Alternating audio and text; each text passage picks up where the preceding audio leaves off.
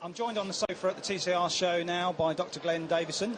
Glenn is a specialist in the immune function of athletes, which is something very key to triathletes and runners generally, with volumes of training and getting worn down and worn out, I suppose, through training, but trying to recover and do it again the next day. So thank you for joining us, Glenn. You're welcome. We're going to talk today about some research that you've done recently around, I believe, a product called colostrum.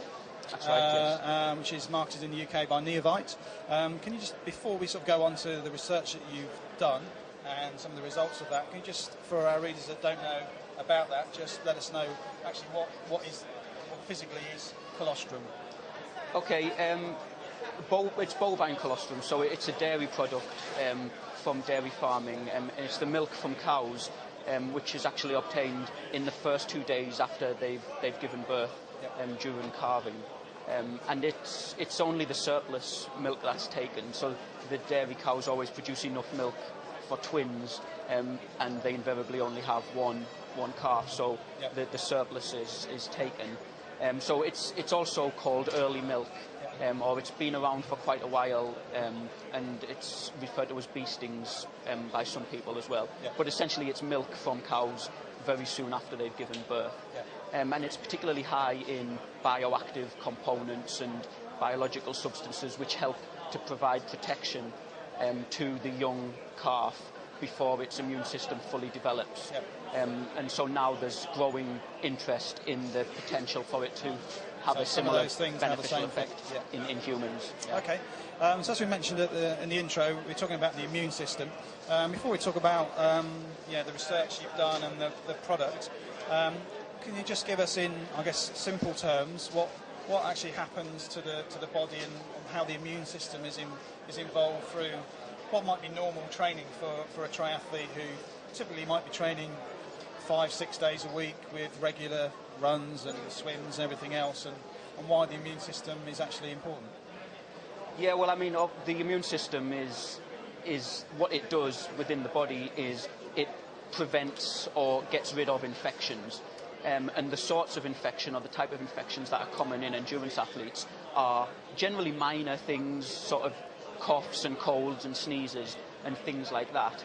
And when we do strenuous exercise, or when we do repeated bouts of exercise on a daily basis, so we haven't got a lot of recovery time in between, we put a large physiological stress on the body, and in general lots of parts of the body become run down, and if you do it too much, there's a danger of the immune system getting run down, and you therefore have an increased risk of picking up these minor infections.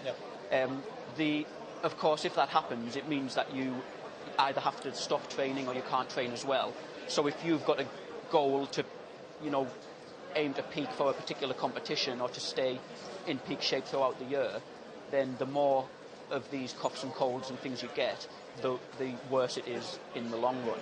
However, as an endurance athlete at any level, you really have to train that hard, or else you're Otherwise not going you can't make the performance gains. Yeah. And generally, does that immune system, in the absence of any other potential supplementation help, does that get stronger through training? So if you train at a particular level and you gradually increase it, does your body's immune system, providing you don't train too much too soon, actually naturally build up a tolerance? Or sort of.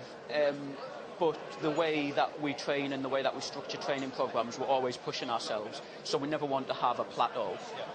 So if you did a bout of exercise that causes some disturbance to the immune system, then you did the exact same bout of exercise a week later, you wouldn't have the same disturbance. But usually the way we train is we progress, so we don't want to just keep doing the same level forever. So there would be some adaptation, but generally it's really common in athletes, all types of athletes, to see when they do their normal training or their normal programs, we do see it as a sort of relatively large problem. Okay, so let's talk about some of the recent study that you've done. I believe you've looked at endurance cyclists, I think was the subject, but you can confirm that. And what was the testing that you did, and summarise sort of the output of that, and what impact that may have for options, really, for in terms of supplementation and who it might help. Well, I mean, the thing that motivated us to do the study in the first place was looking at potential things that could help prevent some of these negative changes to the immune system.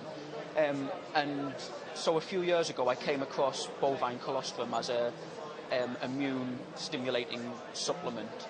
And there was a lot of research that had just interviewed people or had them keep illness diaries over a period of training. Say, I feel bad, or I feel good, or whatever, or rate their symptoms. Yeah.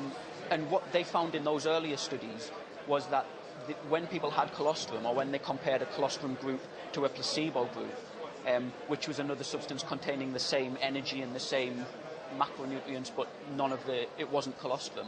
Yeah. The guys who had colostrum reported fewer days with illness. So my study was designed to follow this up and try and find out the reasons behind that. Yeah. So what I did was I had guys come into our exercise physiology laboratory and perform a prolonged bout of exercise. They did 2 hours of cycling exercise. Yeah. And they did this either with placebo consumption or after 4 weeks of consuming daily bovine colostrum. And we measured some important factors of immune function that we know are important to protecting us against infections. So this is trying to put some scientific facts and measurements and numbers around, or in addition to that, I feel good, I feel bad, I feel coffee, I don't feel coffee, I haven't got a headache, and all that. Exactly. Stuff, yeah, and basically we made some measurements on immune cells in the blood, and as expected, their functioning was decreased after exercise, but in the group that took colostrum, it returned towards pre-exercise levels more quickly. Yep. And we looked at measures in the saliva, which helped to protect us from getting infections of the upper respiratory tract. So this is the coughs and the colds and things like that. And some of these first-line defense immune parameters in saliva were enhanced, or they didn't decrease after exercise, but they did decrease in the placebo condition. Right. So it was really nice to see sort of findings which confirmed the earlier studies where they were just observational. A quantitative measure around, I suppose, qualitative previous research. Yeah. I know with science, it's never we do one test and we prove something. There's always we've proved, or we think we've proved or shown something, and then leads on to a whole another series of additions and enhancements to that. So what sort of next, in terms of next phases and trying to investigate further the benefits or not, or trying to qualify exactly what the benefits are, what's the current plans or future? Well, from the findings of the latest study, all we know is that there are some benefits to the immune system.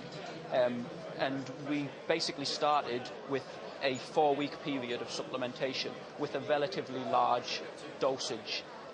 So the next steps are to try different durations, so shorter periods. Yeah. Does it have an effect immediately if you only take it once, or do you have to build it up for a prolonged period of time? Yeah. And also varying dosages, so very small amounts or sort of large amounts. And then the next steps beyond that, when we identify the ideal timing, the ideal quantity, and for how long, and so on, we then need to identify exactly what is going on within the body when you consume this product that causes these beneficial effects. Yeah. So we need to start looking, even more advanced techniques to find out because there's lots of bioactive components and immune factors trying to pin down exactly what happened. Find out which ones really are responsible for the effects. So I guess this will go on for years. I assume these things are not done overnight, but initial findings seem to show that there are some measurable benefits in the markers, as you're calling them, for the immune system, and it sounds like some interesting studies to go, and over time our understanding of the benefits of the supplement will increase, and maybe add even more to endurance athletes.